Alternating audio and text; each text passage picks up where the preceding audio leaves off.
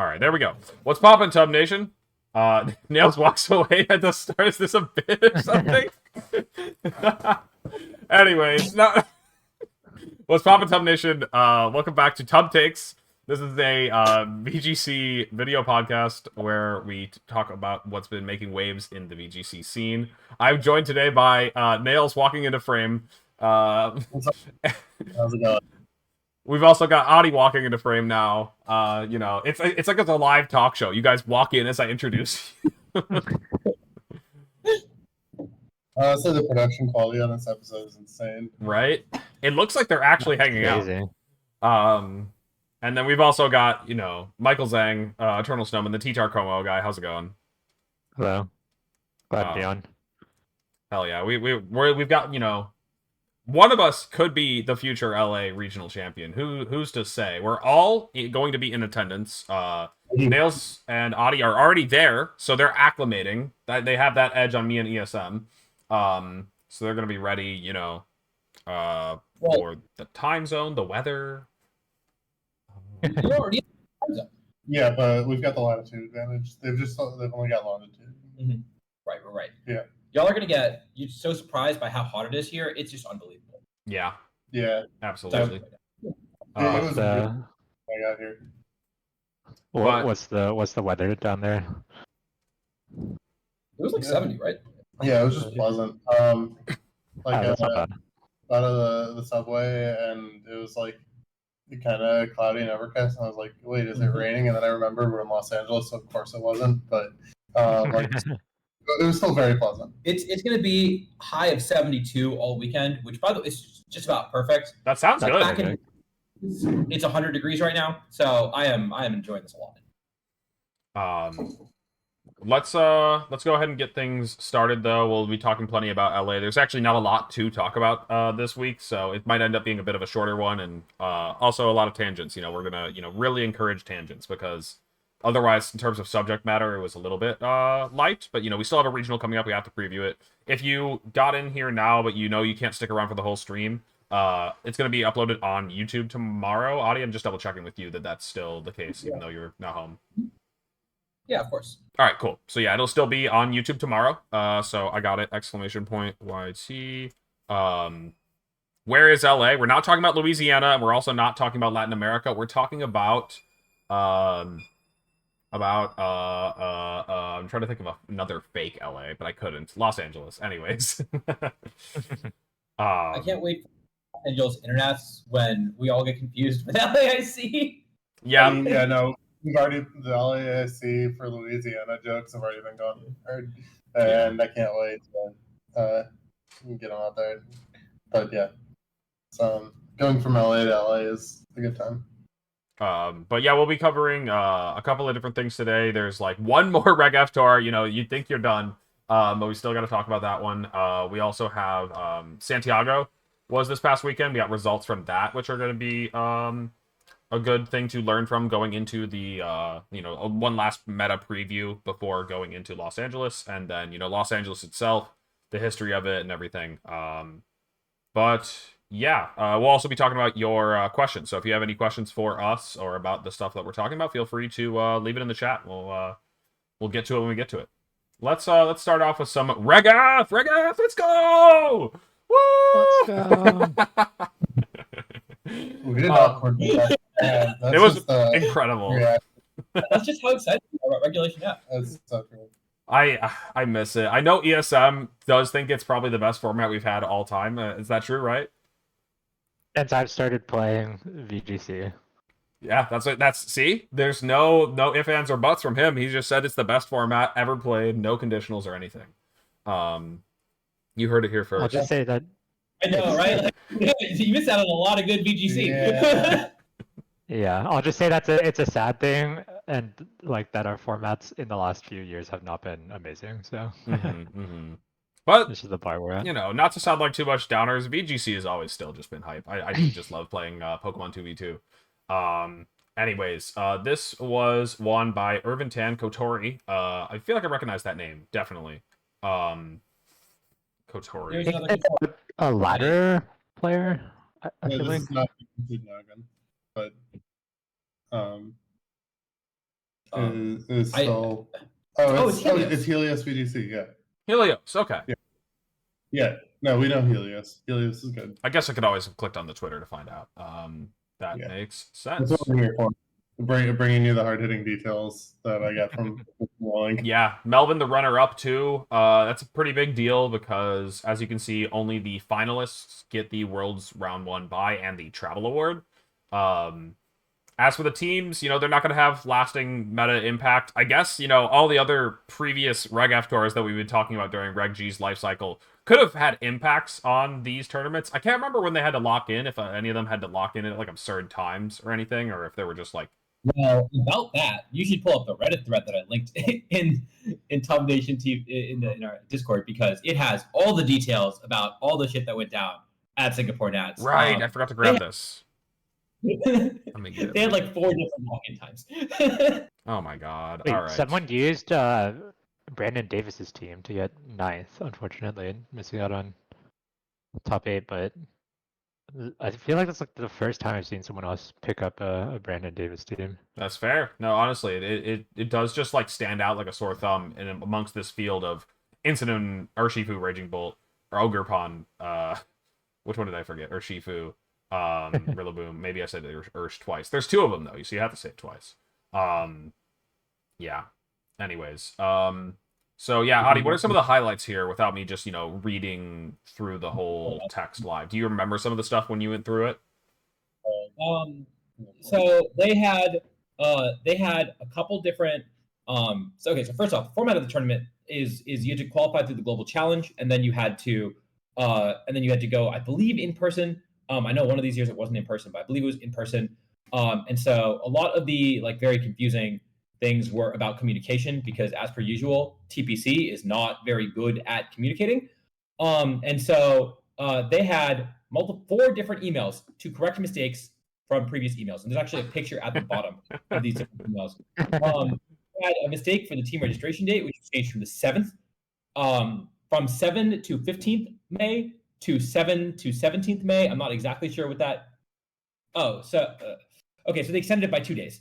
They extended the deadline to submit teams by 2 days, the night of the deadline to submit teams. It was single elim, so a bunch of people just got buys. It was OTS with open natures, which Let's means go, that Open Nature, Close Terra. Oh, wait, no, the Open Terra. Dang, okay. Yeah. It's Open Nature and Terra? It's more than 100% open TPs. Why? Just give them the whole pokey paste at this point, man. Like, what the heck? What am I hiding at this point? Do you want to know what moves I'm clicking, too? So I forget who was doing this, but we were trying to figure out what is the stupidest thing you could do with natures to deceive your opponent, right? Like if you saw a Flutterbane and it was modest, but you actually were speed booster, wouldn't that be kind of funny, right? Like you can get out of that. You can do that. Yeah, that is pretty silly. I would actually be down for that. Probably the easiest way to do it is to go for 187 timid, 187 speed stat, timid flutter, and go 252 special attack. And you have the 187 in both stats and give a special attack boost. Nick, I'm sure people want to just hear you list off numbers on stream, but we'll save it for another one. Listen, crazy things that happened in Singapore. Like, for example, a judge said that you have to stay at your assigned table throughout the tournament, and you have to get permission to go to the bathroom, which apparently was a rule that was entirely ignored. Okay. Wow. Okay. That's the vibe. Yeah. And then the guy also says, I don't want to poke fun of this guy because I actually think this thread is really useful, but he does say everyone who got a bye made it to top 32, which does make sense given that it was a top 64. What the hell? Yeah, there's so yeah, single elim tournament. This is pretty par for the course, and we've heard about these communication issues from last year. In fact, it might have been even worse last year. But I think this is Melvin's 3rd straight Singapore, or this would have been Melvin's 3rd straight Singapore national championship. And so he lost in finals, of course. So kudos to him still. But yeah, it's congrats to the players who made it. Obviously, we're not super excited about Reg F. I just really want to shine more light on the constant shit show that is these nationals in Asia. Is there still TBC more? Is this the last one? They just refused to rip TPCI's format and structure, and we don't know why. I don't know why. Even Nats format is like not that bad, right? Like making it to Nats, guaranteeing you your invite, and then having to play for the travel award is like that's fine. I don't mind that. But yeah, no, just like having it all, it's not great, but have the circuit.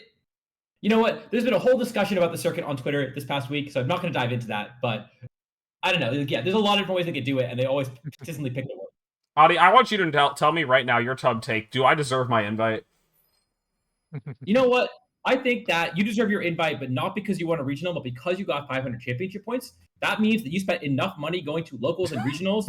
Money, tournament organizer, one's pocket. Yes, you deserve your invite. And you know what? You, the viewer, if you also put $2,000 in TPCI's pockets, you will also deserve a Worlds invite.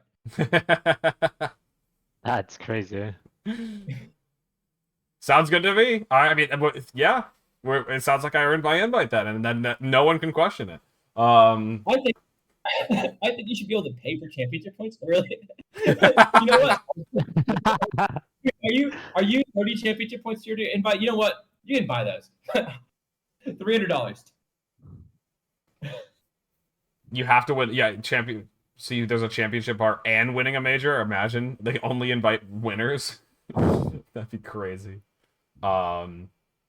That would be so insane. Imagine then, you attend another event just to deny people. Wolf just starts stealing invites. Like, in a way he is, but like, those people have plenty of other means. Anyways, Nick, did you accidentally pin that? Okay. I was like, I'm missing the message here. Okay. But, anyways, yeah, it is just so unbelievably stupid how these tournaments are run. And yeah, they talked about how all the people had buys could just use those to like look at because they just had all the teams on a wall from the start, and then the buys is just mean like you go study up, you'll be ready for anything. Like what?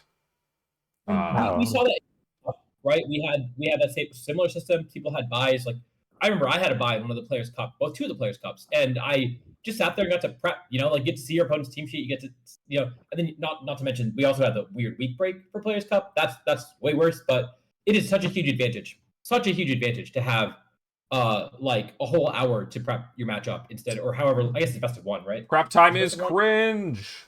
I think the way that we should do it was we should go back to closed team sheets and kind of. I'm liking this. You have to ask for permission to go to the bathroom type rule, because what I want to do is during the tournament, you will have your seat and then you have your pod, and in your pod you're not allowed to look at your phone or anything. You just sit there, you kind of like metamorphosize, hibernate, meditate, whatever, between rounds. You're not allowed to communicate with anyone, and then you go up to the next match without any info gained, so that you can make the match have the most. It just match integrity is incredible with this system. You know what? It's so dystopian. Why don't you just force them to stay in the pods even while they're playing, so they can't even see who their opponent is. So that way they can't even to get that information that way. That's fair, actually. Yeah. I don't want you to like make a play because I'm Alex Underhill. Like I want you to make your play in a vacuum. And so that way it's like truly there's no factors influencing here, no pressure, no nothing. What'd you say, Nick? Oh yeah, just play the board. Just play the board. Yeah. I see no issues with this. Anyways. Whatsoever. I was told to go on as many changes as possible, so I'm going to make it happen. That's true. That was the mission of today, is to really go on these tangents. Anyways, let's go ahead and move on from Regulation F over to the land of Regulation G. I do believe the results of this one are posted now. This was not a day 2 tournament. We've been seeing that a lot lately, but this was just a hard top 8. What's the number for that? Do you guys remember? 228? I think it's like 300 something. The number for 2 Swiss is 227. 227, 228, something around that. Yeah, okay, so I was basically on the money. Yeah, so you have to get over that number, and this one was below it. So they played 8 rounds of Swiss, and after those 8 rounds, it just cut to a hard top 8, where, everyone knows how top 8 brackets work, but after that they just played it out from there on, I believe, the next day. I forgot to include a preview of Mexico City in the notes, so I'll have to grab that later. But Mexico City is also this coming weekend, and I wanted to mention that tournament is, I believe, a single-day tournament. It is just on Sunday. So that'll be Sunday only. They're going to play probably similarly, like 8 or so rounds into a top 8 and then go from there. Oh, that's not going to have 8 rounds. No shot. You think it's less than 8? Like 7 or something, or 6? A 7-round tournament. Just because so many people, I think it would have been 8 rounds, even day 2, if they didn't have it on the same day as Mexico City. It's so accessible as LA, because it's so accessible for Americans. But LA is so big, everyone's going to LA. I wouldn't be surprised if LATAM players went to LA even. So yeah, I think it'll probably be a 7-rounder. Okay, but if you consider that it's not on the same day as LA, it's on Sunday. That's true. You can just make the track. Checking the flights right now. Yeah. I mean, like, you're sweating for your Worlds invite. We've seen people do this in the past when they had the regional weekends. They have one regional on Saturday and one regional on Sunday. Just get the flight from I don't remember where the regionals were, but yeah, we've seen people play 2 regionals in a weekend before. This was going way back, like 2015, but anyways, that was my bad, guys. I was messaging Adi something private, something very personal to me in the middle of the show, and that's why we had the Discord notifications. So sorry about that. Anyways, let's talk about the results of this tournament. It was it's crazy because I like that Cut Explorer organizes by restricted. It'd be nice if we started to see organization by other Pokemon. I really like how Victory Road does that with their results. You can see it here, but it really gives you it paints a picture of how similar teams are, or they often group things like Tailwind setters together, I feel like, and so it really gives you an idea of what structures teams are following. But yeah, when you go down the line here, it's just Zama blue guy, purple guy, Zama paint white guy for the turtle, I guess. There's just I don't know. It just kind of becomes this just my eyes glaze over blending these all together because there's just so much of the same. But noticeably no Miraidon. I don't actually think that's interesting.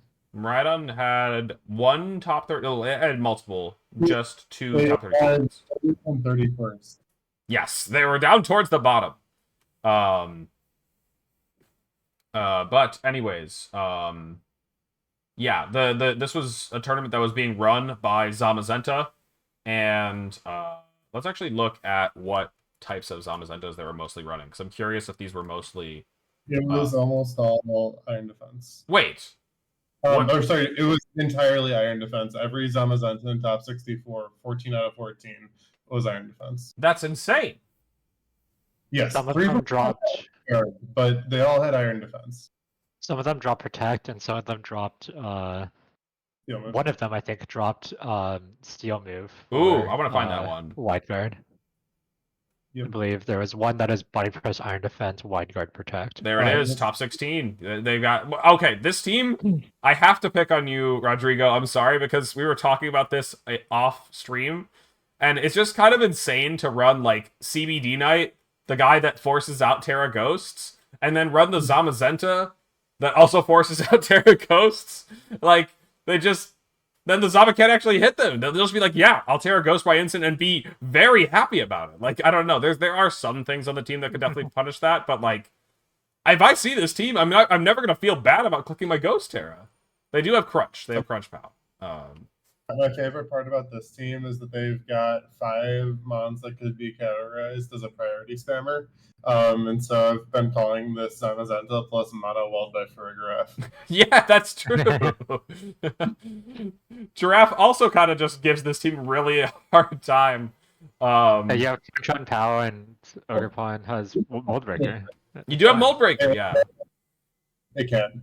And Chun Pao does have Crunch, which is the decision that you kind of have to make if you're running. What would you want to take her for? You have Body Press, right? Mm-hmm. even just seeing Dragonite and Entei on the same team is kind of a trip. Like usually you pick one of those two guys Right. to be the spammer, but we just got both of them. Yeah, who would run Entei and Dragonite on the same team? Who would, right? That's straight up. With the Chanpao, that's crazy. That does sound cap. Anyways, the winning team featured Zamazenta. We do know that it featured Iron Defense because they all featured Iron Defense. But yeah, let's talk about some of the other things here. You know, Crunch, Throat Chop, they ended up cutting out the fighting move. And they have let's see, just like a booster, support, Flutter, Helmet, Pelly, and then the double grass guys. There's like not a ton to say about this team, but it is just like balance pieces. Technically, it features like 4 out of 6 of the team that Michael Derbesti won Stockholm with, but like it a lot of the sets are so different that I wouldn't say that they're very comparable. Yeah, it's like the well, okay, like the decisions that were made that were a little bit different, I guess, is like the throat chop on the POW versus a Sacred Sword. So that means that you're relying on POW as your Terra Ghost or like Ghost type Punisher instead of like a different Pokemon. And then you have to attack differently for the Zama Mirror. I'm curious how this team really handles the Zama Mirror because it doesn't seem that good if the opponent is teched for the Zama Mirror, which wasn't something that we had to care about that much like a few weeks ago, but now with Zama being the like top 3 restricted easily, top 4 if you're being, you know, if you want to really be technical about it, but Zama is going to be like winning the mirror is going to be like really important for Zama team. So. Yep. Yeah, it's your fault, buddy. Yeah, true. ESM built this meta. Anyways, no, this is it's a little bit different though. You know, not to speak for ESM, but he was a big proponent of Iron Defense not being the way to go, because it enables a lot of the other guys. But Iron Defense still a strong set, still having a strong showing. Yeah, I think the matchup spread is pretty different. It's like I wouldn't necessarily call them different Pokemon, but the archetypes and like the teams that and the way the team plays when you have Iron Defense versus not having Iron Defense is quite different. So it just like the Wide Guard versus the Iron Defense, like they're like they have different they're like different archetypes in a lot of ways. So. For sure. Quick question, by the way, for anybody that might be able to help me out here and answer me. But Zacian and Zamazenta, can they run Ironhead in their fused form? They can't, right?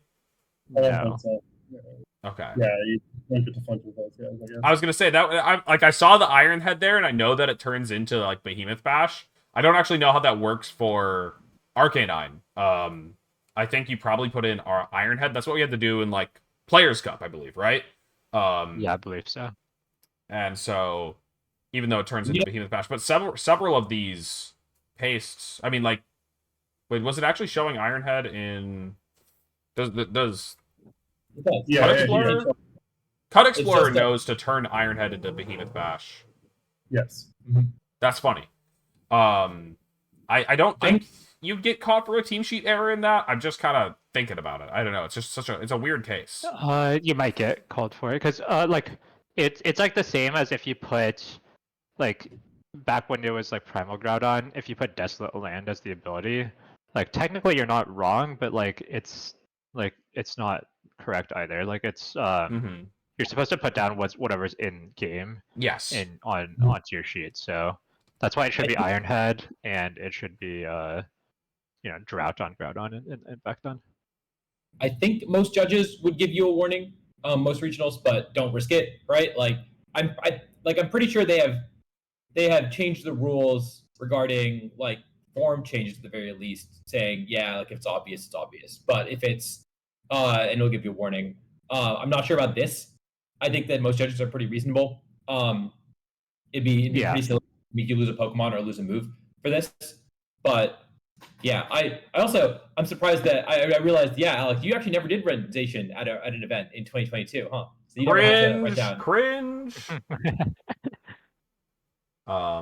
Dude, I know that like talking about names is a little bit of a silly thing to do. I'm just kind of clicking through to confirm that yeah, it looks like all these Zamazentas that are running Behemoth Bash are Ironhead. I do think Heavy Slam is just the better move, so it's not something that I've spent a lot of time looking at. But I love this person's name, Hunter Geyer. Like they're out to get you. If you're a guy, look out. You're getting hunted. I'm a guy hunter. Anyways, back to Santiago. The runner-up team was also featuring Iron Defense Zamazenta, and a lot of balance pieces around it. Though something that hasn't, seen a lot of success to this point yet, but it's definitely been like, people, something that like makes a lot of sense logically is like Zamazenta I mentioned earlier really doesn't like those ghost terras, and so Urshifu, I think the inverse loves a Ghost Terra. If you're gonna click a Ghost Terra, this guy's gonna be happy to click Wicked Blow for 100 damage, 100% onto you. So definitely a strong pairing. They do have obviously a bit of overlap with the fact that they're both fighting types and other such things, but that synergy is really solid, and so Zamazenta definitely appreciates that.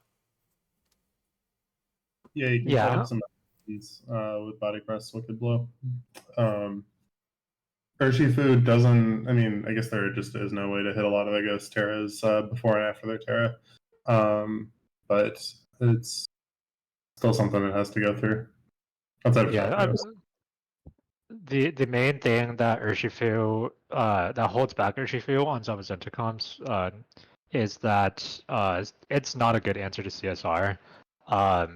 CSR either wants to click Terra Fairy or it's faster and can deal a lot of damage back to it. So if you pair it with Redirection, if you pair it with another Pokemon that's faster, like Fake Out or whatever, like there's a lot of ways that CSR can get by Urshifu Dark, and because of its low special bulk, it means that it's pretty vulnerable to just getting tapped. And so you have to play like super carefully around the CSR matchup. And with Zama also being like baseline relatively negative into it, it's like a pretty big concern if your dark type is also not good into CSR. So like, but how can a dark type be bad into CSR? You're so stupid, man. Unbelievable. About picking good points. This team has the AB Raging Bolt, which is probably one of the harder mons for CSR to get through. Yeah, right, like it just depends. Right. Because like there's a few things like that you have to think about with that is that if there are the cloak variants, for example, which is trending upwards, that means that you can basically invalidate Raging Bolt. It's like you just have Clefairy next to CSR, and then you just get to click whatever you want.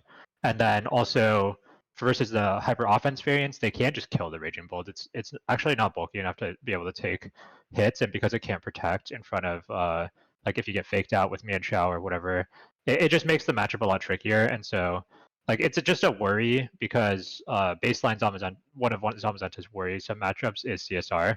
And I will say though that CSR has been on the downtrend. Like it hasn't had a good tournament yet, and it doesn't seem like anyone's been able to like really been figure it out yet. So that is like something that you can accept as a bad matchup, but as it is something that one of the reasons why I think Urshifu wasn't explored at least earlier into the regulation. Right. Yeah, I mean, CSR is still there as a boogeyman. Like, if you cut your checks and somebody figured out the CSR build, you're just gonna get smoked. But like we've had a few tournaments now, and it's probably a matter of time before CSR pops off. But like we're not. We haven't seen it yet. Just go to LATAM, right? I think there were 2 CSRs in cut of the last LATAM regionals, and we see 2 CSR cut of this one as well. So I was going to say, let's jump ahead to Paul Ruiz's team. Paul Ruiz is trying to give us a preview of Regulation H, or whenever we get to use double restricteds. Really wants to use Calyrex Shadow plus Zamazenta. Unfortunately, we're stuck with budget Zamazenta. Como has made it onto the squad. And it's kind of similar to what we were talking about. If Como is going to force people to go for Ghost Terra on their, things like Incineroar. I do know a Pokemon that loves to see ghost types, at least, if they're not hitting it super effectively first, and that is Calyrex Shadow. Calyrex Shadow is going to be happy to just click Astral Barrage into anything that's trying to avoid a body press. And then the The rest of the team is kind of just like built around a double setup comp. We've seen these types of things before. You've got Tailwind, Redirection, Incineroar with the Fake Out, and then Raging Bolt with just kind of like a bulky Pokemon damage reduction with Snarl and stuff. So, yeah, this is all in on either setting up Calyrex to win, setting up Como to win, or doing both, a bit of both. And notably, the last thing that I want to mention before I, let the other people jump in is that it has Pollen Puff. Calyrex Shadow, Pollen Puff is definitely a little bit funny. Yeah, so Pollen Puff gives you some nice coverage for CSR. Hitting dark types is cool. There's a Giraffe. Hitting Giraffe is a big one. And the side utility of Pollen Puff is on the table. It probably gets a bit of value if you're trying to if your opponent's stalling out the last turn of Tailwind. You're just threatening Pollen Puff, Iron Defense, and Or Plot. you can. You're threatening Plot already, but I mean, if the position says that's not going to really change the math, then Pollen Puff gives you another option to potentially just gain momentum. It also is so much more of a move into Terapagos, right? Like Calyrex struggles to kind of do much of anything into Terapagos. And you like the Terra Fairy variants, for example, don't really want to commit their Terra in, obviously, into Terapagos. It actually has a pretty good defensive typing into it because it's trying to spam normal type moves. But yeah, so having Pollen Puff and saying, yeah, I've got my Komodo, this is going to win the matchup. My CSR is still around. Don't let it get a boost, or can kind of still run through your team. Mm-hmm. But hey, I can support my Komodo, maybe my Incineroar, like all these other guys that are pretty good into that matchup. I think is a pretty cool way of approaching it. Ogre Upon Water, another guy that you can maybe do things like follow me Nasty Plot and then say, yeah, well, they have to still target the Ogre Pond, right? I could Pollen Puff it. I don't know why you would, but yeah, it's also good if they're going to make some type of repositioning play. If you're not going to get a lot of value out of that Astral Barrage, if they're clicking like a Wide Guard, or if they're switching in a normal type. I see options for Pollen Puff while also it providing a bit of coverage that is just very amusing. Pollen Puff, like for those that don't realize it, it's actually a pretty strong move. Amoonguss is the main user of it, and it's not stab. But the base power on this move is 90? Or is it 80? 90, correct. It's 90? Not weak. This move is crazy. It's a good move. It's just Bug Thunderbolt. Like, what the heck?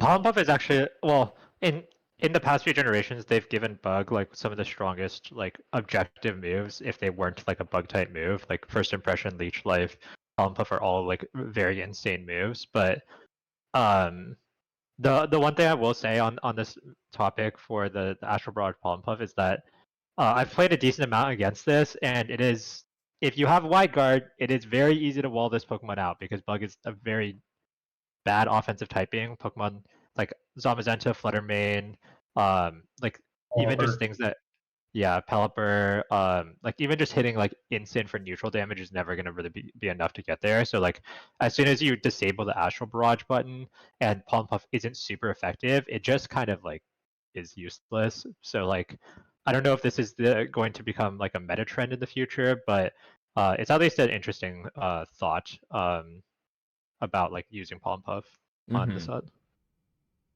Let's go ahead, Adi. If anyone, I got one last thought about CSR. If anyone is trying to crack it, I do think Whimsicott is maybe the approach. This is I think that is the guy that supports it the most with just the ability to punish things with Encore. You feel like people really want to protect in front of CSR. People really want to reposition in front of CSR. And Whimsicott just has a ton of utility. And then on top of that, having that fairy typing to hit the dark types is so useful. I feel like I'm only really seeing Torn on CSR teams. But I'm surprised no one's really explored this route as much. So it's cool to see Paul do well with that, because I think that is my big takeaway from what do CSR teams have to do from this team is I think Whimsicott is the approach that I would take away from this. Mm-hmm. If you're worried about types blocking your prankster moves, Pollen Puff hits those. True. I can't think of any dark types that want to take a Pollen Puff for neutral. Like, none of the good ones are neutral to Bug. Exactly. Let's talk about Dorian's team. Dorian did go undefeated in Swiss before getting knocked out in top 4. And This team, honestly, I'm looking at it and it's very similar to Paul's in a lot of respects. You have the double boost with a lot of supporting pieces. Ensign, Ogrepon being exact overlaps. Torn, kind of like the Whimsicott. However, this is setting up two special attacking guys. The Como and Calyrex are not very comparable to Covert Cloak, Terapagos, or Leftover Spilcorona. But let's talk about that Volk. That's the thing that I think is the most noteworthy here to me, because Volk it always finds a niche in just about every format because of its typing.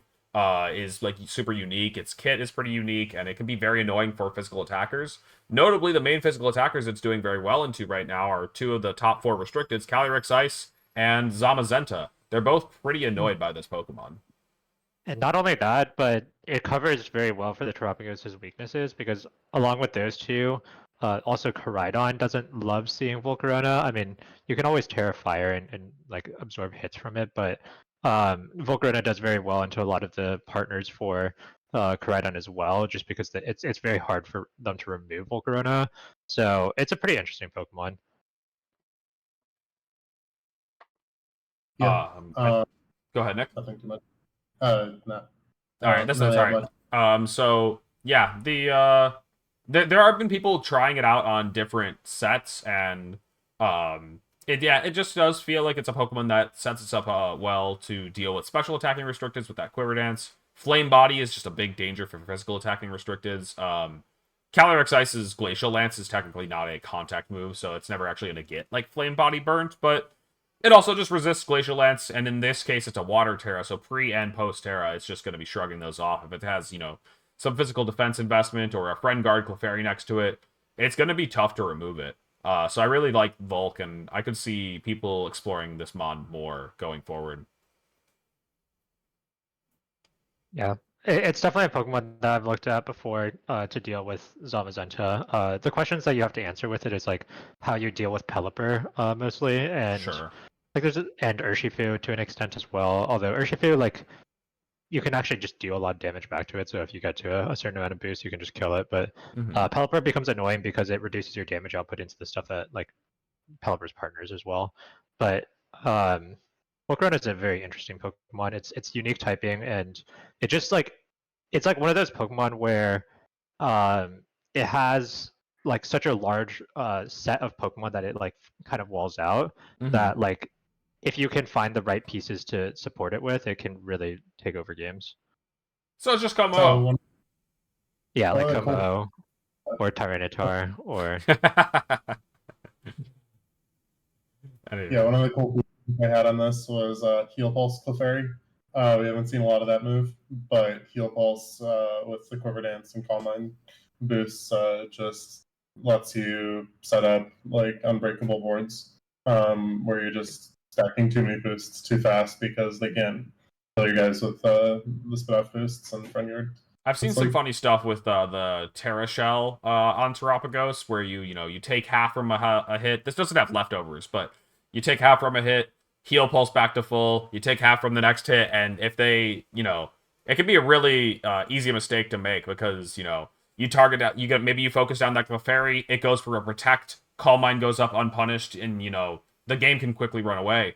So that is already just like a very annoying situation. On top of Clefairy, being a good physical damage reduction for a lot of the Pokemon that, are immune to Intimidate, Mienshao, or Koraidon are two that come to mind. You can take fighting hits a little bit better thanks to Clefairy. Yeah, I do think it's questionable to drop Helping Hand. That move seems pretty good. Like, right. But it's, I mean, do you like, need Moonblast?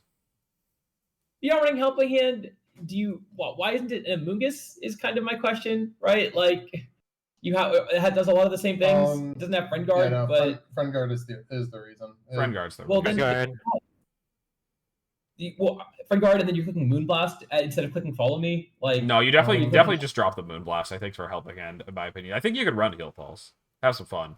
I think Heal Pulse good, but yeah, no, I feel like Helping Hand is the best move, or other than Follow Me, obviously, but and it's hard to justify dropping it. when it just extends your reach so far, right? Like you are better off Sorry. clicking Helping Hand Flamethrower or Helping Hand Terra Starstorm once you're at +1. You're better off clicking that than you are getting to +2.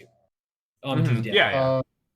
This team is trying to play defensively and set up unbreakable boards. That's the vibe that this team is going for. Yeah. It's this is honestly one of the first defensive teams we've seen, because like you don't make these choices unless you're trying to set up to like +2 or +3 with your Tropicus, and just create a defensive behemoth. I wouldn't be surprised if this was like reasonably physically bulky Tropicus as well.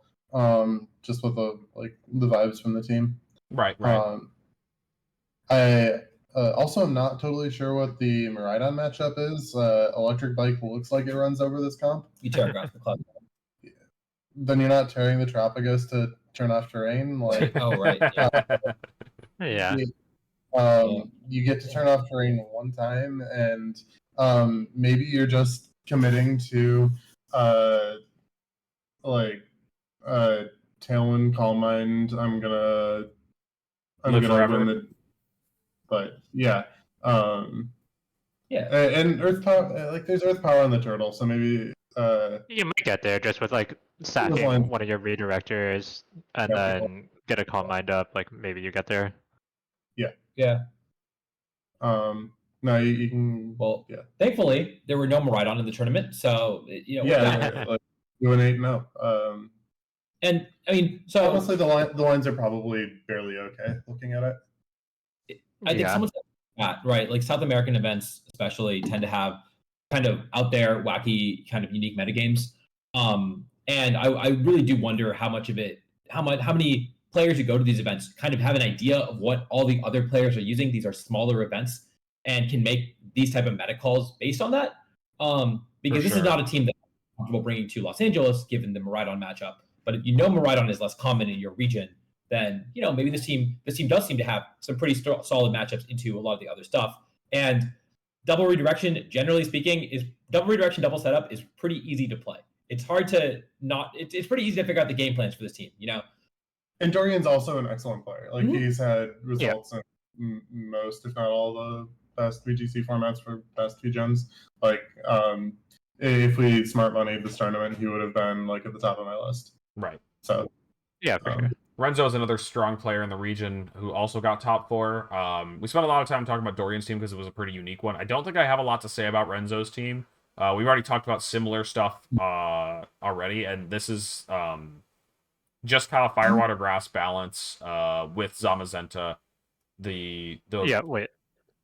What's One that? last thing I want to add to the previous conversation here. Like I've had a conversation with some Australian players who also are in like a smaller region, and generally like the top players do actually have a good idea of what all the other top players in the region are running. So maybe Dorian had a read on what other people were running going into this tournament, so it's possible. Man, throwback to Ultra Series when it was like, all right, yeah, there's only 36 people going to this event. I know the 9 good players going, and so I'm just going to make sure I have exactly a matchup into those people.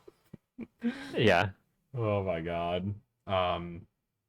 Okay, so yeah, we talked about that. Juan Salerno, you just kind of using the same Marco Fierro Calyrex Ice team, and then we have a Gastrodon appearance in top 8.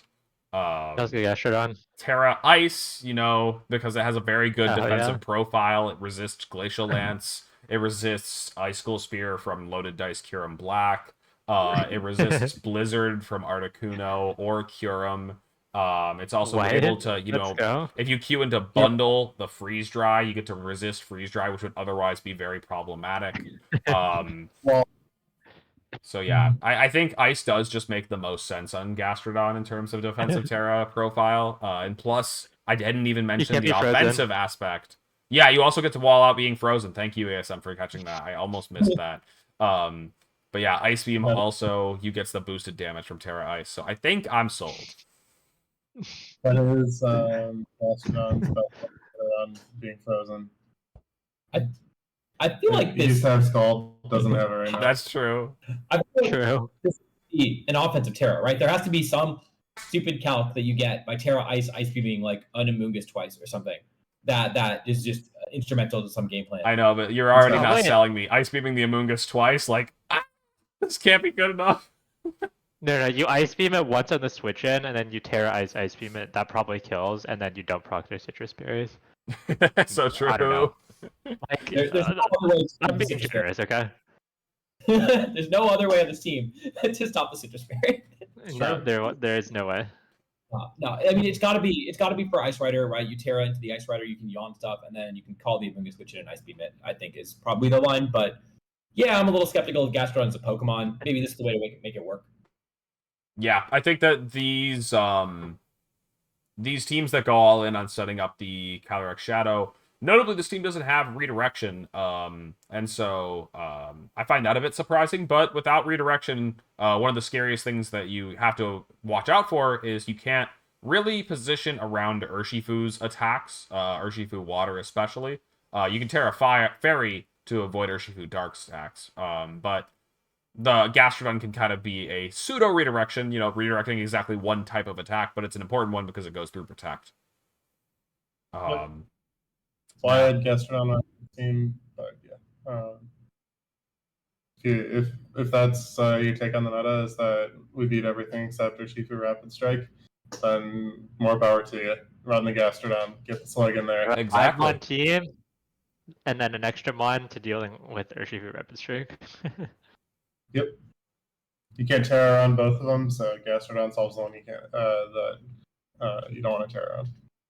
The last team in top 8 missed the bus from Reg F to Reg G and just heard that Clef Terapagos is a cool duo.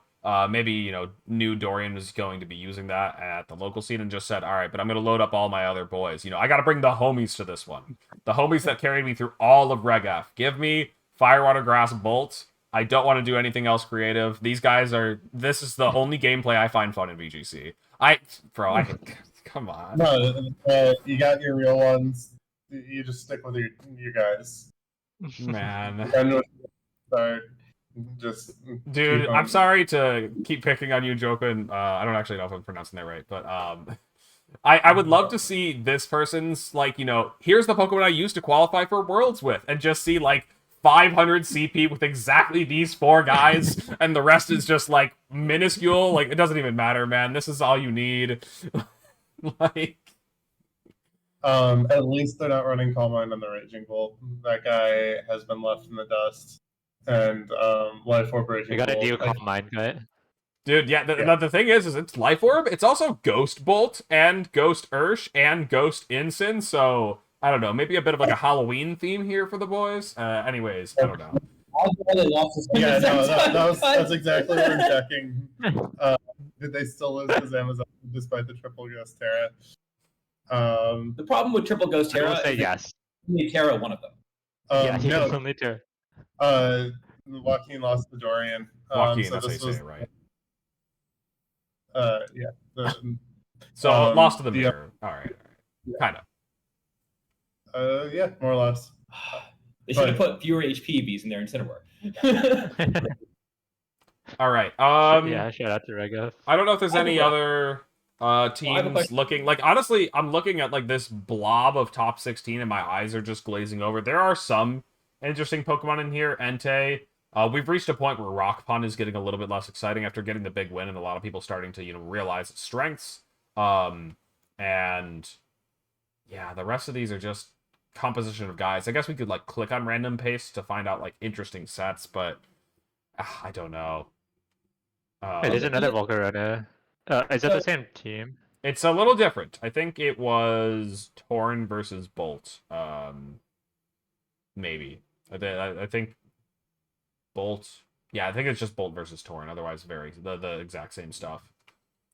Sure. I think Pagos, Zama, Kalii are the top 3 restricteds right now. Yeah, if you have room for a 4th, Miraidon is supposed to be in there. I think it had a really bad showing at this tournament. I don't think that's a very good estimate of its strength, I guess, for lack of a better word right now. I do think that the Mon is still very incredible, and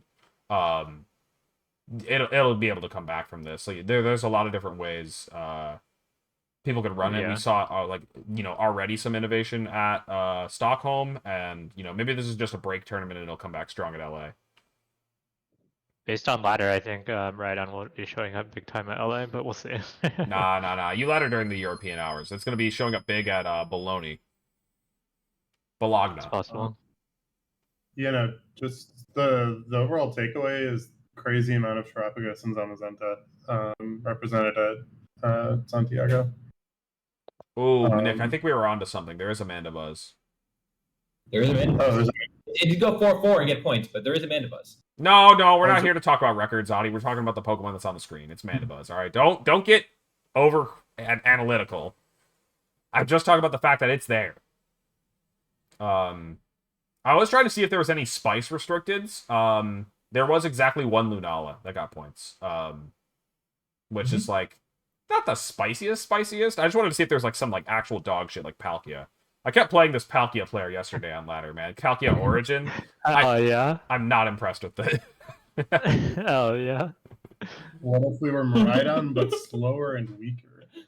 Yeah. I pulled up the Lunala team. Man, this guy said, no, I don't want to run Combine Calric Shadow. I want to run Combine Lunala and then put the same pieces around it.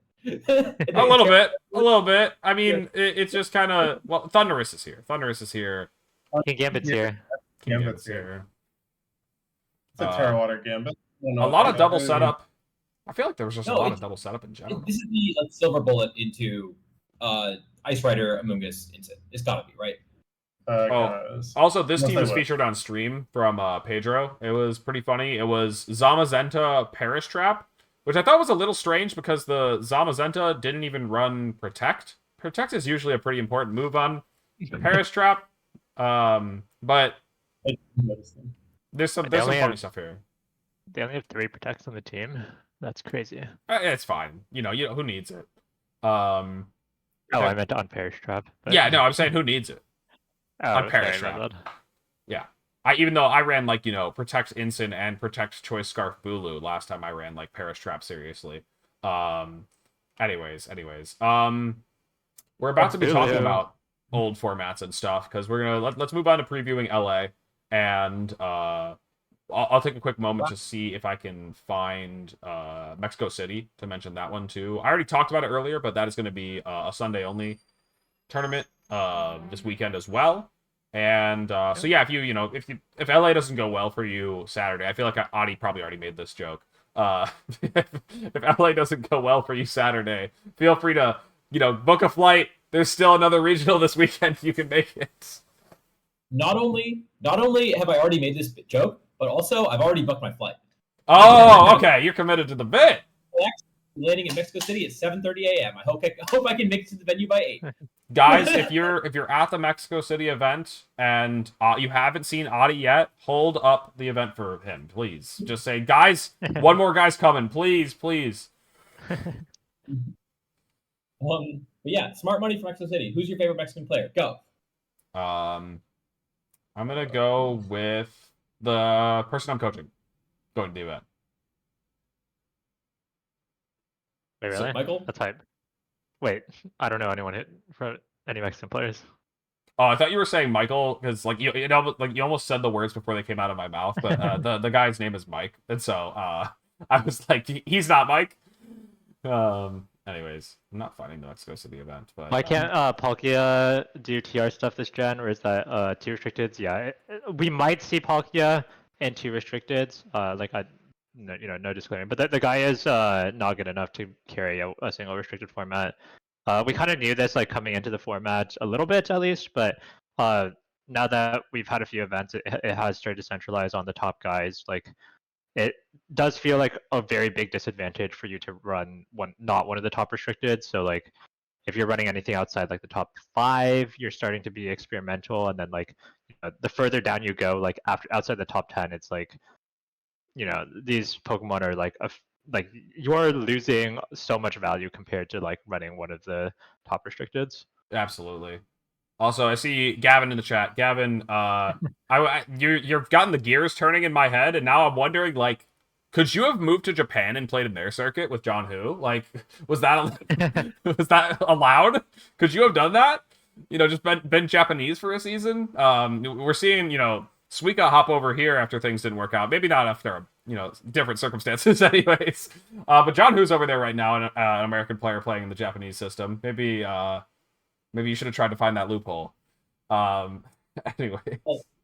Person who no, who flew to Singapore after missing his world's invite to try to get one, right? So that's a deep cut. Yeah. I think that both people are coming to the conclusion that like Worlds just wouldn't have worked out, but everything else, I guess, even if it did work out, like imagine just like stealing spots from people, going all the way, winning Japan Nats, and just being like, yeah, guys, this is as far as I go. Like,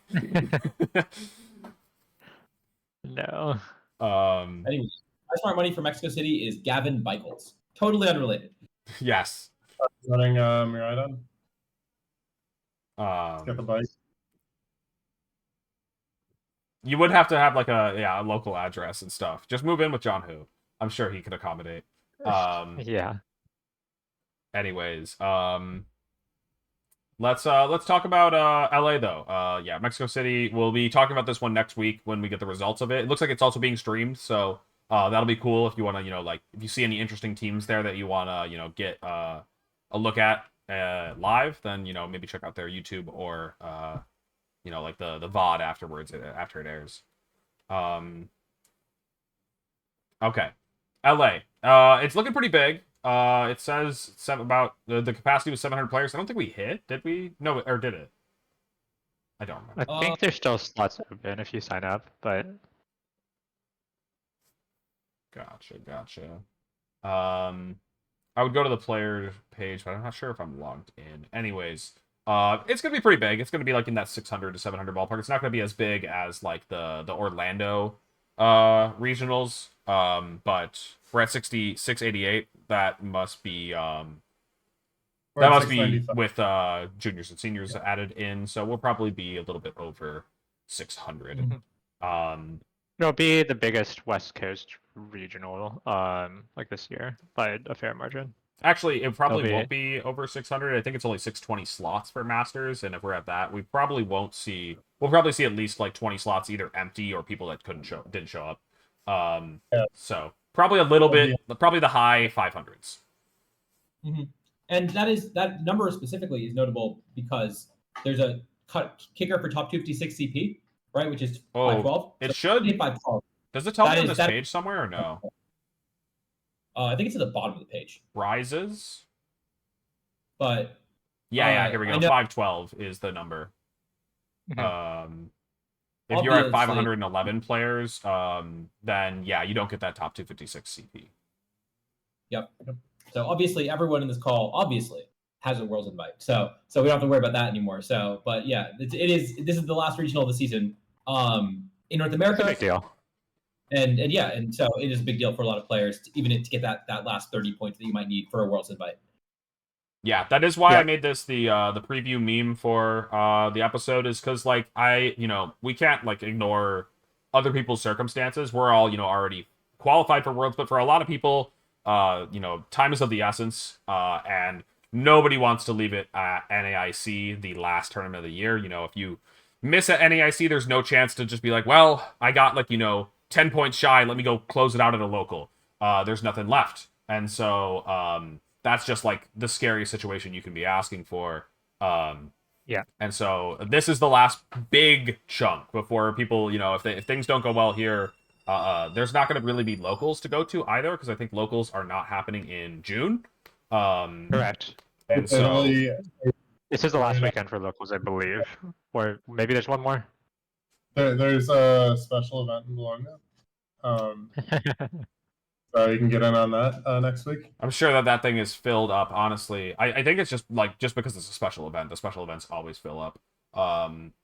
But yeah. Anyways, yeah, if you want to lock up your invite, depending on how much points you need. If you need top 8, maybe you got to cook up some spice. But if you just need safe points, I don't think you can go wrong by picking one of these 4 restricteds. These guys are really proving to be the best of the best, and if you learn them in and out, I know there's only so much time between now and LA, so if you're really debating, I'm assuming that you're, having a team consisting of one of these 4, and if you're ever having doubts, just lock in what you know. These 4 Pokemon are just so good.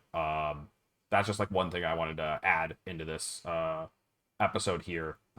Is just like a meta advice. I think you can't, if you are just looking for safe points, those 4 will not let you down.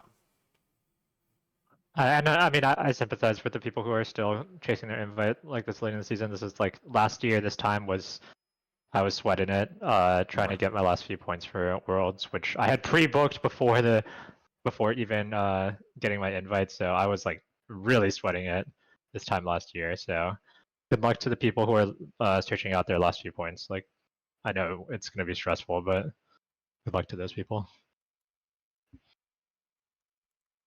So just wondering, any news about an open at Honolulu so far? We see in chat. I don't think we've heard about it. No. And it wouldn't shock me if it doesn't happen, just because of all of the logistics that come with getting equipment to Hawaii. They probably want to minimize the amount of like docks and stands and stuff that they want to send over. And I think the convention center is also relatively small, and they don't want to incentivize people to fly out if they don't really have their worlds, or they don't have their worlds invite, right? I am team anti-open. Anyways, I think the open tournaments are a little cringe. I get that it's a cool opportunity to play against, you know, worlds, competitors from all over the worlds. I really like that aspect, but I also hate that it draws away from the world tournament. You know, the tournament that you're competing for all year, and then somebody could just be like 200 into 200 championship points towards next year's Worlds invite, and they're ahead of you on those travel awards, and you know, meanwhile you're like, you know, doing well at Worlds. And if you're doing well at Worlds, you know, that's never gonna really bother you, but it's just like kind of silly if you follow in this like middle ground, like, you know, you make day 2 at Worlds, but you do poorly, and then it's just like, oh, I could have been earning my, like, you know, travel award to this and such, and I hate it. So I'm very much not a fan of the opens, but I understand, like, you know, that there is some value to it. Sorry, Nick, what were you trying to say? Oh yeah, no, just like you go 3 and 4 Worlds Day 2, and it's a good performance, but you don't get any prize money, you don't get any championship points for it. You're just like stuck in the Limbo. Limbo, exactly. Mm-hmm. Yeah. Also, just like to add to this a little bit is that like it detracts from like the spectator experience as well. It's like this is, like I have the same opinion for like, you know, MSSs or PCs like day 2 regionals or whatever, but basically it's just like instead of like all the top players like watching the stream and like learning from the games being played and stuff, like, you know, you are a little bit incentivized to play in these like other side events, and so like I feel like as a spectator, and you know, like thinking about like the logistics, like, you know, when like late day 2 is happening, like everyone should be watching those games in the venue that like who are interested in Pokemon, instead of being incentivized to play some side event or whatever. So true. Yeah, no. We've got everyone in the same venue hanging out, and like if you don't have an open, then everybody's just watching the tournament, having a good time, and celebrating the game. And if everybody's just fighting for their next year's Worlds invite, the vibe just gets killed, because like a lot of the best players who aren't in the tournament just don't care about Worlds on that day. When Worlds Day is supposed to like be the main draw of the. To respond to 2 of the messages in chat, what does Worlds Open mean? It was already answered already, but just in case anybody else was still wondering, it's just like they hold a regional level tournament at the World Championships. The Yokohama Open was canceled. They said that they were potentially going to host it. They did, like, you know, announce that it was going to happen, I guess, and then, you know, went back on it. There's been yet to be an announcement for the current Worlds about a potential Open. And then, yeah, it's just a regional level. There's no, like, I think, prize money on the line. It's just 200 championship points. You can see here, this was the last one that was held at Worlds 2022, the London Open. And then one other message in chat I wanted to mention was Aquamarine saying, you know, the Vancouver MSS was... They didn't, you know, enjoy that, I guess. I think that it's a little bit different for, like, the regional level for a couple of reasons. One, like, this isn't, like, the biggest tournament of the year. And 2, that is nice that it gives people an opportunity to get championship points if they don't have like a lot of locals in their area. I've always been from areas where like we're blessed with a bunch of TOs and stuff, so it's hard for me to Like, I've never once competed in those post-regional MSSs, but that's always because I've never been starved for MSSs in Chicago and now Seattle. Like, they're both just very heavily populated TO areas. What do you got to say, Adi? I have two things to say. First is that I had no locals and still refused to play in them. Hell yes. It's just those are so much sweatier than a normal local. It's true. It's almost like I know Condor was telling me, I was really proud of the fact that I got, I think it was top 4 at the 80-person Premier Challenge at San Antonio Regionals.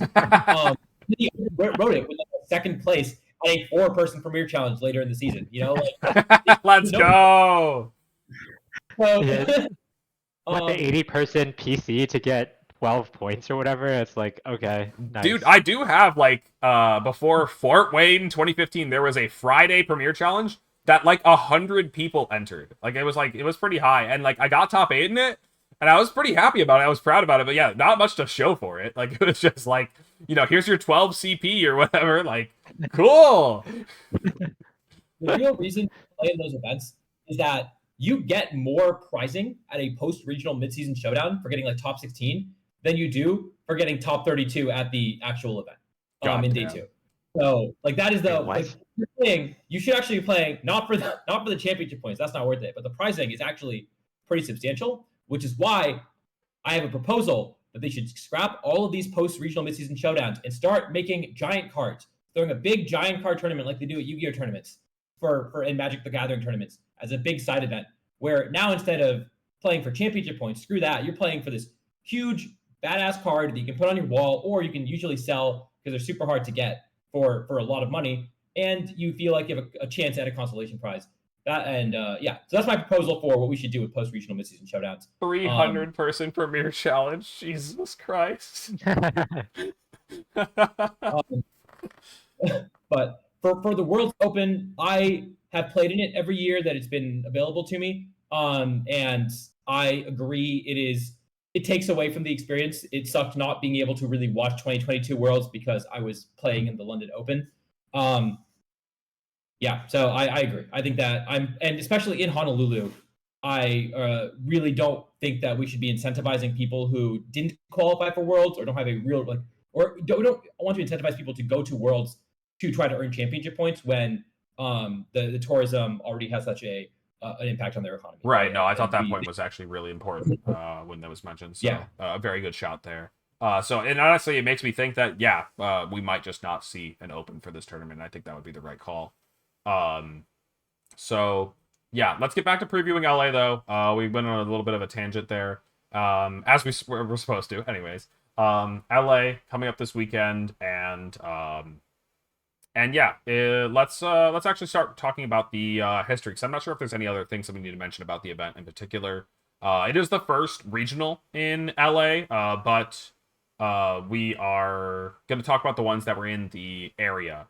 I'm no expert on California. We left out Sacramento and what was the other one? Sacramento and Fresno, because those are SoCal? NorCal? I'm gonna fight people on this. Fresno's NorCal. Sac is mid-Cal. Mid-Cal? Yeah, no. Bay Area is NorCal. LA is South Cal. There's an area in the middle that is pretty sizable. It's just Mid-Cal. Mid-Cal. And Fresno is kind of in the middle. Yeah, no, Fresno is Mid-Cal. It's also super, super mid. Having what's your Fresno theory? Oh yeah, my Fresno hot take is they claim a population of 500,000 people live there, and having been there, there is absolutely no shot. It's got the same amount of traffic as a 20,000 person Midwestern town. My theory is that it is there to get extra electoral college votes for California, and there's just 400,000 people worth of voter fraud going on with Fresno. A lot of people live in California. That is all I will say on the matter. So I want to remind everybody that when we go through these VGC history sections for an event, it is largely to get a semblance of who we want to pick for smart money at the end, and talk about what players we want to pick. And so Gavin Michaels has a great history, great track record of doing well at events held in the state of California. So would be a very strong pick to look for if you're Yeah. wanting to, smart money, Gavin. Yeah. I'll actually open up this link. Nugget Bridge, yo. Let's see. Third place at the Premier Challenge that had around 300 players. That's just awesome. Oh man, I love Nugget Bridge. This is a Yeah. boomer website though, so don't spend too much time looking at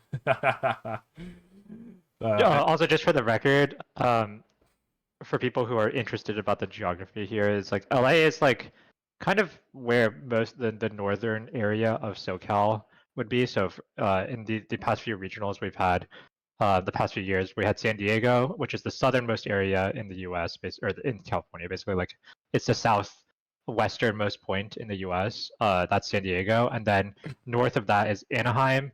Anaheim, a lot of people would consider as like Greater LA. It's not technically in LA, but it's very close to LA. So Anaheim is like kind of LA area, and then now we're moving up to actual LA. So mm-hmm. it's like the greater SoCal area is. Okay. So where to next? I don't know. Anyways, Regionals. Oh my god.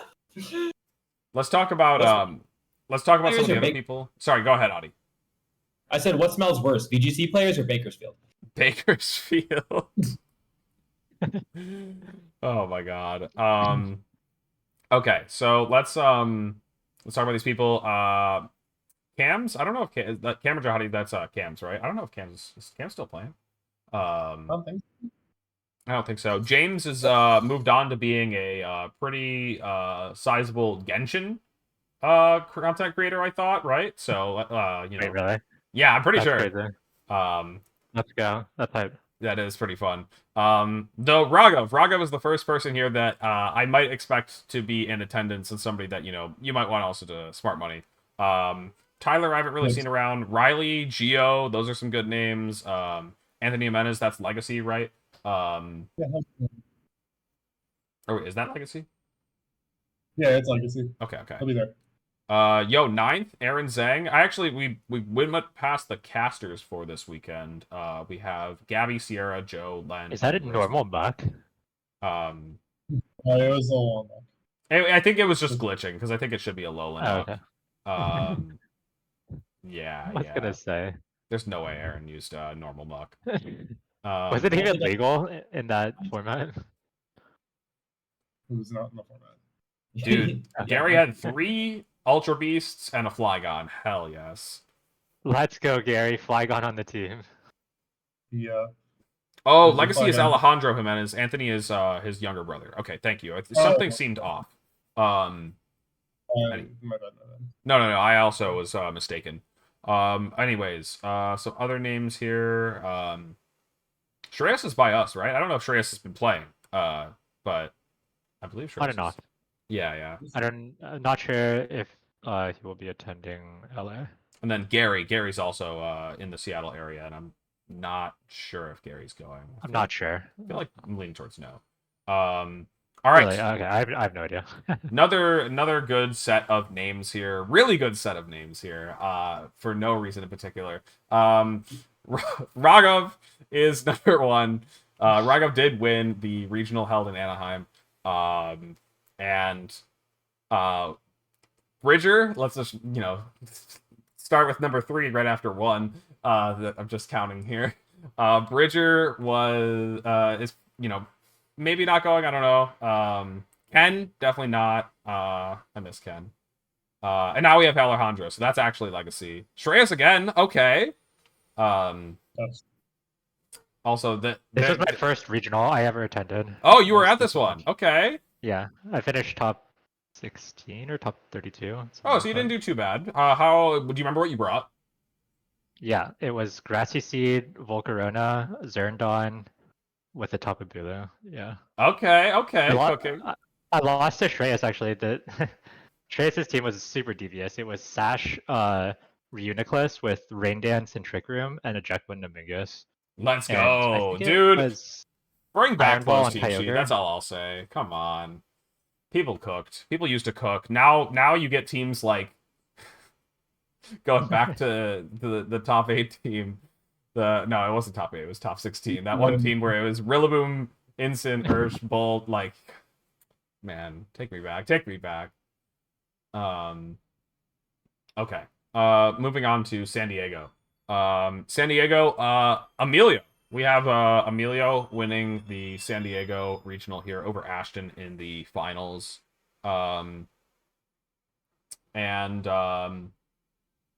Yeah, I'm trying to. I actually don't even like have much memory of this tournament, and I'm looking at the It was player a count. really small regional. It This is was a- the first or the last regional in in Sun and Ultra Sun and Moon, and it was after The Sword game. and Shield came out. Yeah. Yes, that's why it's so forgettable. So, how many people were at this event? 80 people. It wasn't the smallest event because it's an Ultra Series, but like it was pretty small. Like a lot of people were not interested in the format by this point.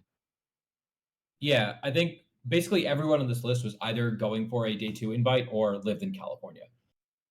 I can't actually say if Emilio is or isn't going for like a Worlds invite or anything, but Emilio did go to EUIC and is a California local, so there's like maybe a chance Emilio will be there. We'll see. And Vishy's gonna be there, right? ESM, you've been talking with Vishy. He's going. Yep. Let's Don't go. steal my pick for smart money. Dang. Okay. Well, I think you're actually first, so you're safe. All right. I think I have you first. And Alan Martinez, that's Mando? Mando. Shout out to Yep. Mando. Mando, You yeah. got- Congratulations, my man.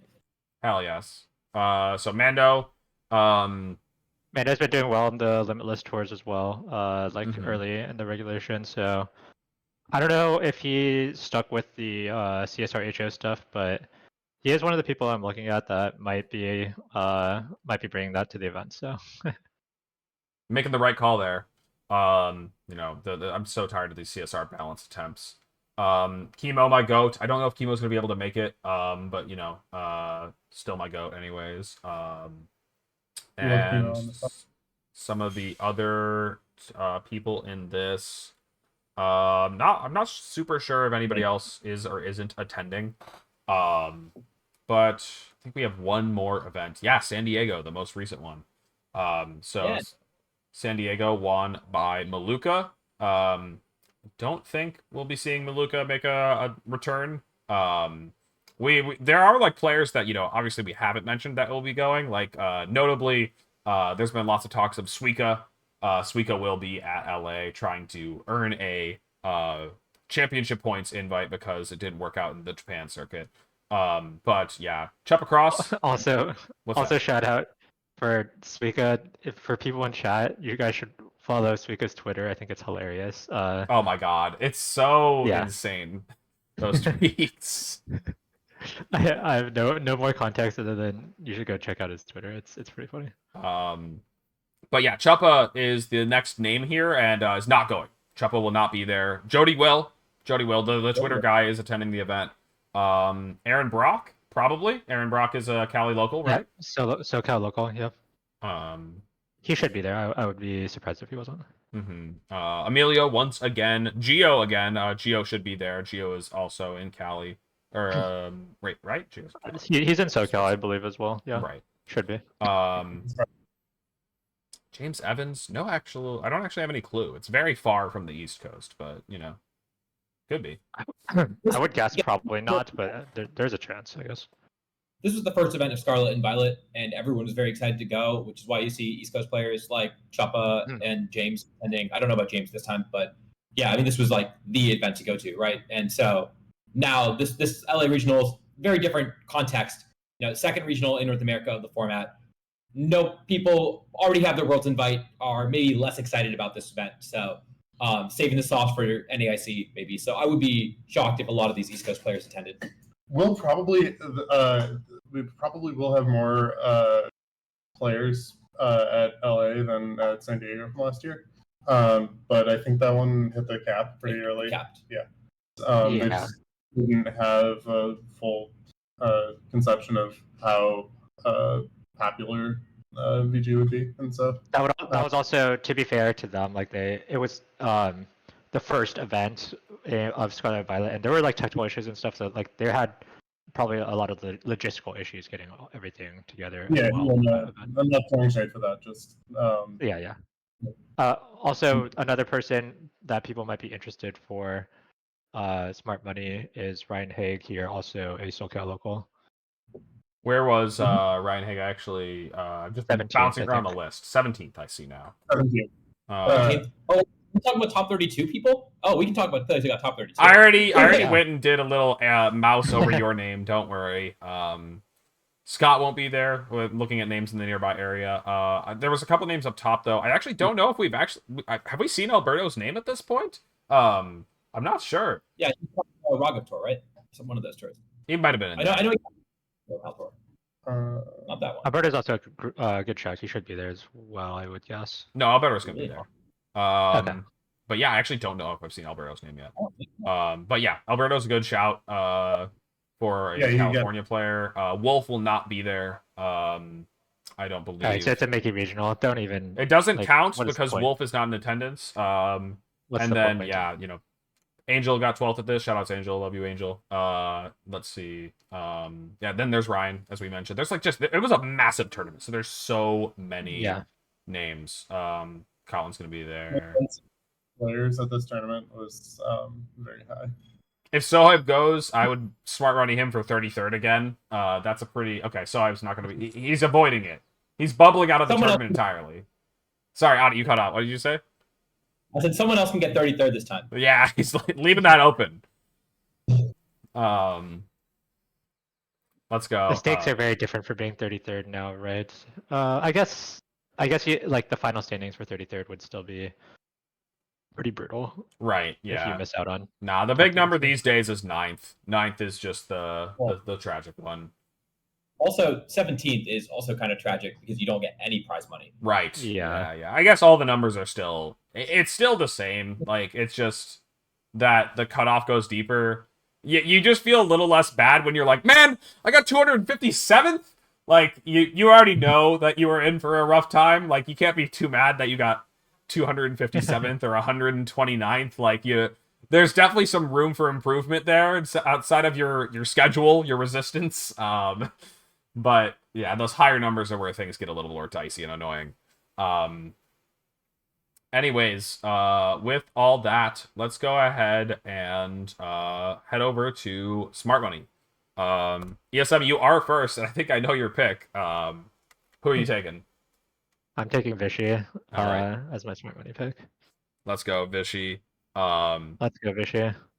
Vishy is a now I have to think of a name. Offense Ollie? H-O Timmy. H-O No, he can't be Timmy. We're gonna see monetized. How are we gonna get demonetized? What? What were you saying? Don't worry about it. Don't worry about it. Wait, what? What did I say? What did I say? About it. Okay. I don't know what they heard, but maybe I should be demonetized. Okay. Nails. Let's go, Vishy. Nails, who are you I taking for Smart Money? Raghav has won in SoCal before, and he's my pick for this tournament. Hell yeah, that's a good one. Adi, you're up. Yeah, well, California regionals and the California national champion isn't attending. Well, that means you got to pick the one and only Cali sweeper. That's right. I'm picking Roberto Lara.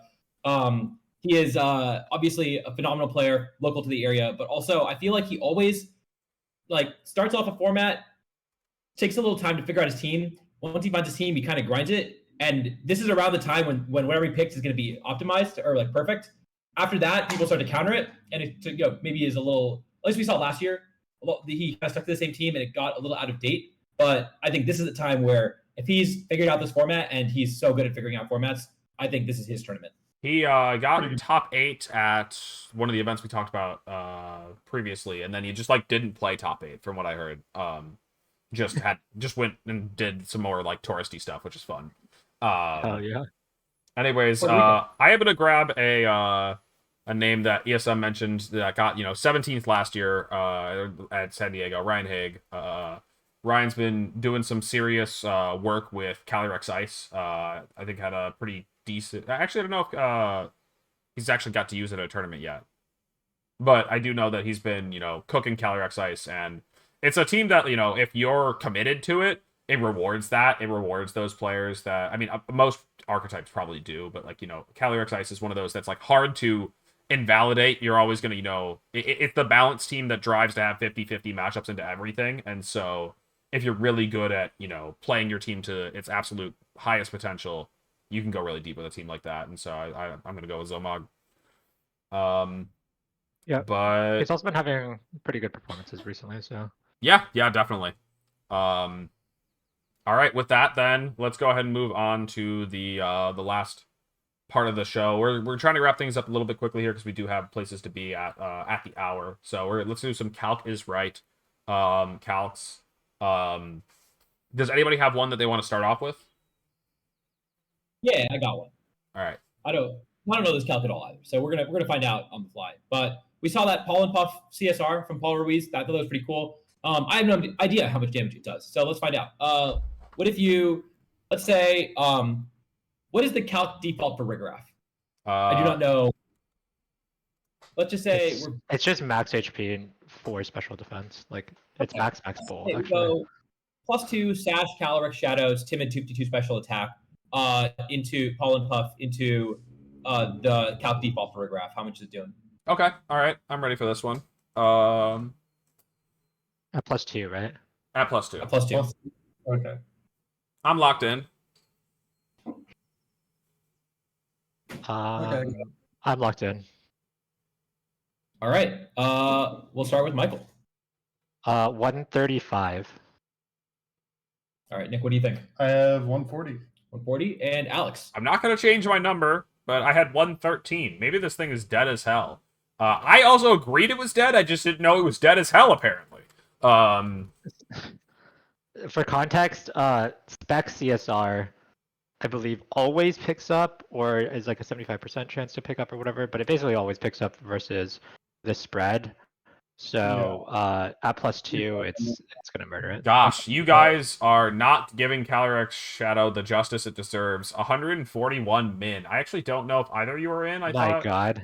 No, we were both out actually. What was your number, Nick? I went 140 140. on the bottom edge, but I left. Dang. This is what just Calyrex Shadow. Yeah. That's what happens when you run force without for a graph. That's true. I don't think Yeah. I do think the spread is a little fake, but It's a little fake, but also we can't really save it. If you go max spit out, you still die. You still die. yeah, you. But if we get a Ting Lu, not if I have Ting Lu in the field. Come on. There we go. What if you have Friend Guard, and also you have Light Screen up, but they have Helping Hands? No, I wanted to. I skill swapped Vessel of Ruin onto their Shadow Rider, even though I think that mon's immune to skill swap. It's also immune to, if you give Vessel of Ruin to it, it's immune to Vessel of Ruin. No! You're right. Oh no. What if Barry? Do you know the bug is Barry? Tangaberry. I didn't know that. Yeah, I'm pretty sure it's Senga. Yeah, Tanga, yeah. I was struggling earlier to think of the dark resist area. It is just Colbur. That one's had a decent run in some tournaments. Yeah. It's a very singles relevant item, but they removed the resist berries from the game. They patched them out. All right. Well, I'll go ahead and jump in next. That's a joke. I'll jump in here next. With a bit of a silly one. I was struggling to think of one, but let's break the brains of my fellow podcasters here. And so we're gonna go for +3 Zamazenta body press after that iron defense. How much is the body press doing to Chen Pao? No. 99%. I got it. So yeah, we knocked off the sash, and those Clefairies, those darn Clefairies, they heal pulsed it. But the Clefairy is now switched out. Friend Guard is not a factor. And anyways, How many Champals does it take to stop a Yes. Zama sent to body press Yes. Oh my god. at +3. With I Sword of got it. Ruin. So it's body press with Sword of Ruin. No, No, it's no. not. It doesn't And mean that's a No, no test. Sword of Ruin. That's a test. And you passed. Is anybody ready? Come on. I've got a number. All right, I got a number. I didn't specify the EVs, but this is 4 defense Chen Pao, and this is max defense Zamazenta. Okay, I got a number. Yeah, I got a number. All right. I'm already starting to plug it in. Let's start with Adi. 960. 960. I like it. I like it. Nick. I was bouncing between 11 and 1300%. I'm gonna lock in 1150. 1150. ESM. The best Zama player in the call. I didn't take this number, but it was 950. Okay. Okay. Wait, Adi, what did you picked? I said 960. Oh, okay. So that's actually pretty funny that you guys are so close. Math going on. We checked how much +1 did to Terra Water Chen Pao, and then we multiplied. Yeah, I know that calc for sure. Okay, so I just put the +2 on it. And yeah, actually, you guys are all over. You guys are exaggerating this. It's not that serious. Wow. I'm looking at it now, and I'm seeing only 606 to 714. I don't think I'm forgetting anything. Oh. So, like, Terra Poison just eats one. I didn't expect it to. Maybe I should have. Is this quadruple super effective +3 stab? Like, I'm actually, like, it's still surprising. Something seems wrong. No, I mean, it was like reasonably physically bulky. You need Mystic Water on your Urshifu. I want to see what the 4 EVs does. It does 606 to 714, 611 to 722. Okay, so it just changes it by like 7% with 4 EVs. That's pretty Wait, funny. that's a good question. Ruffin said, if Chen Pao is level 100, how low a level can Zama be for it to still one-hit KO? Well, can it hit a level low enough? Because Reasonably precise. That Like- is not part of the question. that's We can fair. hack it in. We can hack it in. So, like, if level 50 Zama against level 100 Champa will do 1/4 the damage. It's 160. Yeah, Min. so then you just need the shot. I'm gonna say like level 39, probably. We have to go a little lower. It looks like Okay. 36 is the answer. You have a solid 6.3 to die. If you face level 36 Zama in tournament with your level 100 Chen Pao, you'll be all right. Good comes. Okay. Who's got the next one? I got one. All right. This one's a little bit more modest. I know the trend for Calc is right is like going for around an OCO, but what about a Volcarona that's at +1, clicking Flamethrower into a Urshifu Water, standard choice scarf, no bulk, like 4 HP, 0 Spadef, with, yeah, that's it, just like straight up. How much What are does the it do? EVs on the Volk? Let's say it's like 116 special attack, neutral nature, but probably not their spread, but just Neutral nature? Oh boy. Yeah. This changed everything. But it changed it by like at least 10% of the damage that it would have done. cool. Heads up. I'm ready. I'm ready. Yeah, I got my number. I got a number. Let's go with Alex first. 43? Okay, Nick, 48. Adi. I'm going lower. I'm saying it's 39. All right. Volcarona, the leftovers, Quiver Dance set is timid with 4 in the default calc. So timid 116 would work here. Then the Urshifu default scarf set. We said flamethrower. What number did you say again, Adi? By the way, I was just curious. 39. Okay. We're seeing 46 to 54.5, I think, is what I've got here. So Both of you guys? I think or me and what Nick are did you both say, in Alex? there. I thought I said... Wait, did I say 43? I think I said 43. Oh, you said 43? Okay, Nick's in there. Yeah, me knowing ball. Dang. I am not in there. That's a tough one. Okay. Last calc is Nick. Okay, so ESM said he was going to go for a little more modest calc. I'm going for a lot more modest calc. We got our Raging Bolt, max out that special attack. We got our Life Orb. We got our Terra Electric. We got Beads of Ruin. We've got Sunlight. Honestly, let's throw a Miraidon on the board as well. We're playing against Miraidon. And they're Terra Electric too. How much is that Thunderclap doing with every multiplier to Terra Electric Miraidon? Ooh, I like it. No bulk, like 4 HP something. Yeah, Miraidon and like Bolt is 252 modest. Yeah, Bolt's And, got everything. Everything I can think of besides a helping hand. Except Hop Hand, yeah. Did you said the item was Life Orb? Yes. Yeah, it's Life Orb Bolt. I got a number. I got a number. I have my number. We're all so ready for this one. We all ran it before. Like we've all been. Yeah. I think it does 98%. I think it just barely misses the Oko.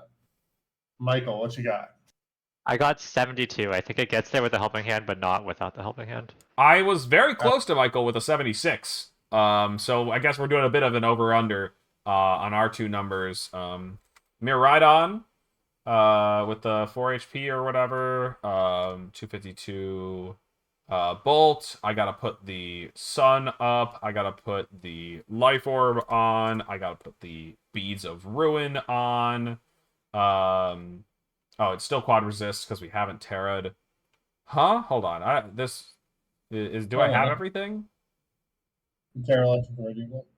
I did not Terra Electric or Raging Bolt. Thank you. I think me and Michael are, Calc is right. Right in there.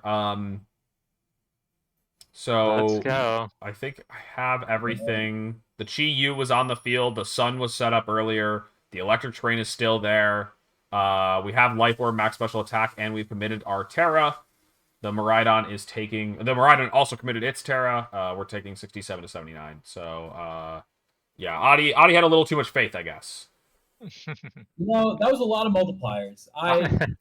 What brought me back, Adi, was that the Miraidon has 100, 115, and so I was like, Yeah. it takes it in reasonably well. Miraidon is still pretty bulky. I mean, what's the percentage on helping hand? Is it? It's another 50% multiplier. So if they have Miraidon Chiyu on board and you have helping hand and you've already set up Sun, you do get there. 100%. Oh, yeah. Oh, wait, what is the? Is it 100% to kill? Yeah, I just clicked it. If you're, I know you might not be looking at the stream. Oh, but yeah. I clicked the sure, stream sure. and it puts it at 101. Okay. So yeah, if they Let's have the go. Chi Yu for you and you have the helping hand, you've done it. You've KO'd Miraidon with an electric attack at a priority speed. Congratulations. Calc is right. The calc is right though. Anyways, that's gonna be it for this one, guys. If you if you joined in late and you weren't here when we started, and you want to catch the rest of this, it'll be up on YouTube tomorrow. So go ahead and check that. Otherwise, I think there's I think the Himi tour tonight, and I think Sableye playing in it. So let's throw you guys over to Sableye. That's going to be some good content if you're looking for what people are running. One of the last like limitless tournaments before LA. So Sableye VGC, just making sure I spelled that right. Cool. Anyways, thanks ESM, Nails, and Adi for being on. And anything else that we need to mention before we get out of here? Shout out to Amberflight Gaming. True. I am a sponsored player now, Amberflight Gaming. I'll try to remember to shout them out on stream. That's like that's the tough part. I remember Nick screaming when he was when he forgot, like at one of the first times. It was so funny. He was like, "No!" And then he got it back on the later one. Yeah, thank you, Jimmy. Anyways, go say hi to Sableye for us, guys, and have a good rest of your week. Peace out.